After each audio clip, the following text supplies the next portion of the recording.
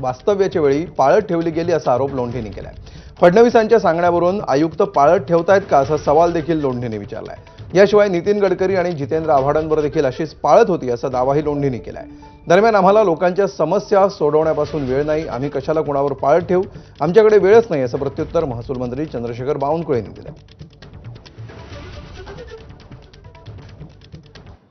गेल्या काही काळामध्ये सातत्यानं मुंबई गावदेवी पोलीस स्टेशनच्या हद्दीतले पोलीस तिथे जाऊन बेडरूममध्ये न विचारता बघतात की इथे काय चालू आहे।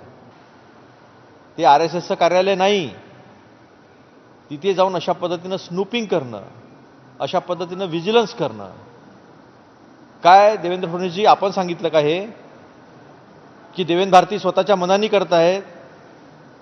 एखाद्या पोलिसाची एवढी हिंमत कशी होते? आज तर प्रदेशाध्यक्ष स्वतः होते आणि ते साधे असल्यामुळे कदाचित त्या पोलिसाच्या लक्षात आलं नाही आणि तो त्यांना दरडावून सांगत होता की इथे मीडिया कशाला येतो, इथे काय होतं, बेडरूममध्ये शिरला। हे जे धंदे आहे ना, हे धंदे बंद करा। हे ते उद्धव ठाकरे सरकार असताना केलं आणि काँग्रेस सरकार असताना केलं। आम्हाला तो वेळच नाही आहे।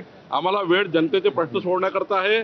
कुणावर पाळत ठेवणे, कुणावर वॉच ठेवणे, कुणावर त्या ठिकाणी या ठिकाणी कुणाचा सर्व्हिलन्स करण्या धंदा आमचा नाही आहे। आमचा धंदा सरळ आहे। या राज्याचा विकास झाला पाहिजे। विकासाचे प्रश्न सोडवायलाच वेळ नाही आमच्याकडे। आम्ही रात्रंदिवस हे करतोय। 48 तास 24 तास दिवस 48 तास झाला तरी आमच्याकडे वेळ नाही। आम्ही कशाला विरोधी पक्षाचे सर्व्हिलन्स करू? कशाला आम्ही त्या ठिकाणी विरोधी पक्षाला त्या ठिकाणी जेरीस आणू?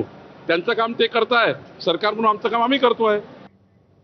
तर हर्षवर्धन सपकाळांवर पोलिसांनी पाळत ठेवल्याचा आरोप होतो आहे आणि या प्रकरणात आणखी एक अपडेट समोर येते, ते म्हणजे सपकाळांनी पोलीस अधिकाऱ्यांना झापल्याचा व्हिडिओ समोर आलाय।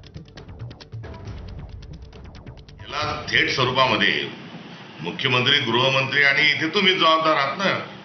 आणि असं कसं येऊ शकतो एखाद्या माणसाच्या खोलीमध्ये येऊन एखाद्या भारतीय नागरिकांच्या राहत असणाऱ्या खोलीत न विचारता डायरेक्ट घुसून जर त्या ठिकाणी ते चौकशी करत असतील की मीडियावाले आले का, इथे काय होणार आहे, इथे कसे, इथे कोण कोण येतं, अशी जर प्रश्न विचारले जात असतील, त्यांनी तुमच्या कर्मचाऱ्यांनी काही तिथे मिसबिहेव नाही केलं, त्यांनी प्रश्नच विचारले, पण ते असे व्हॉट इज दिस, म्हणजे हे काय चाललंय?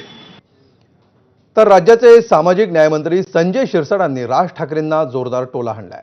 बाळासाहेबांच्या बाजूने जे बडवे आहेत त्यांच्यामुळे आपण सेना सोडत असल्याचं राज ठाकरे म्हणाले होते, मात्र राज ठाकरे त्याच बडव्यांकडे जात असल्याचं शिरसाटांनी म्हटलंय।